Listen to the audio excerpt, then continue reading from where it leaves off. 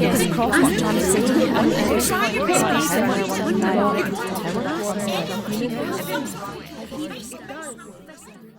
on the phone says, "Is it an emergency, Mrs. Wallace?" And I said, No, wouldn't think so.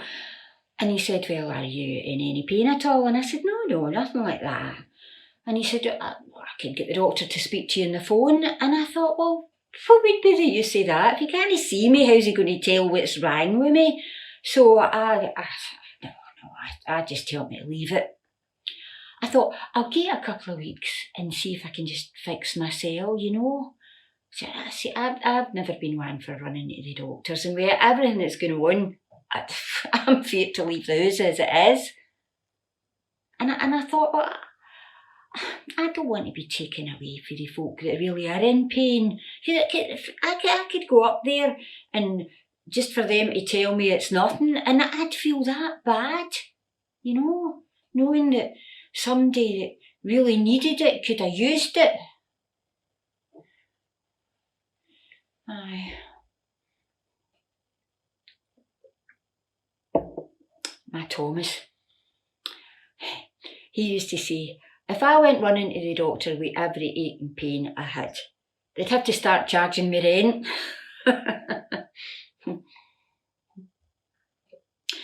And, you know, when you get to my age, you're covered in bumps and marks and grooves, and you've got a sore back and you've got a cough all the time.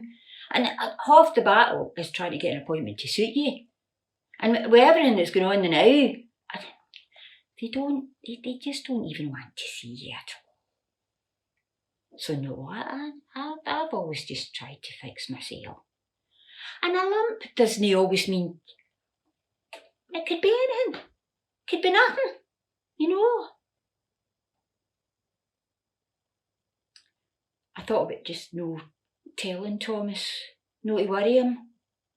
I always say to him, well, I'll worry about that later. And he always says to me, no, Mary, you won't worry at all.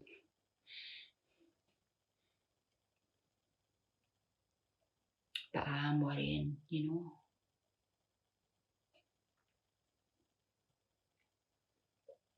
He's a good man, my Thomas. But it's no good for you, keeping things like this in. I did think about telling Susan. But then I thought, by the time I put the phone down, Hoffy Springburn would already know. Aye, she's got a nose that would sniff peas out a welly, my sister. See, if you ever wanted people to know something really fast, you just tell their Susan no to tell MD.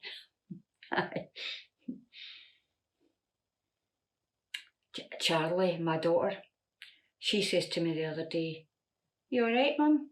You're not looking yourself. You're awfully peely-wally looking." And I says, "Oh, thanks very much, Hen. Here's me thinking I'm like a fine wine, you know, trying to make light of the situation, you know." But she was adamant that something wasn't right. And I tried holding it back, but before I know it, the Perrys are sitting bubbling in the motor. I couldn't lie to her. Never have been able to. She'd just got one of their faces. Aye. She's angry at the world, Charlie. She says, it's all pot luck, where you're born, what house into. She says, the poorer you are, the less chances you've got, and that goes for everything. I think she's going to change the world, so she does, but, well, we all thought that when we were young, eh? She says, and what did the doctor say? I tell her I hadn't been, and she says, oh, this is what I'm trying to say to you.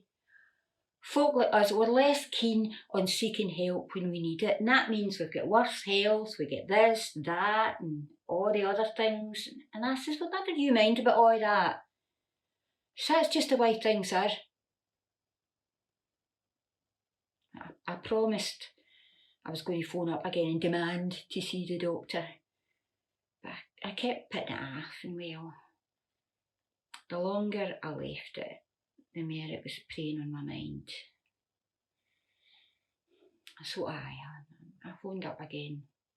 And it was a woman that answered this time, and I said, yes, I would like an appointment to see the doctor, please. And she says, is it an emergency, Mrs. Wallace? And I said, aye, yes, it could be. Well, it might be. And I would like to see the doctor, please. See, I think with things like this, you kind of get a feeling, you know, don't you? You know when there's something not right. And it's your body after all. So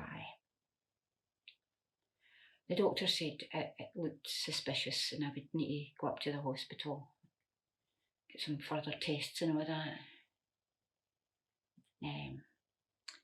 Said it might be 6 weeks before I'm seen because he's a backloggy folk. Imagine 6 weeks. And I thought, that is an awful long time to be sitting in the house worrying about something. God knows what could happen in that time if it does turn out to be, well, you know.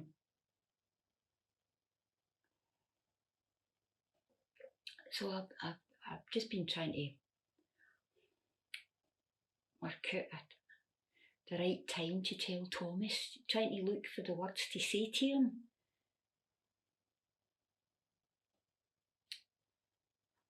I just can't find them.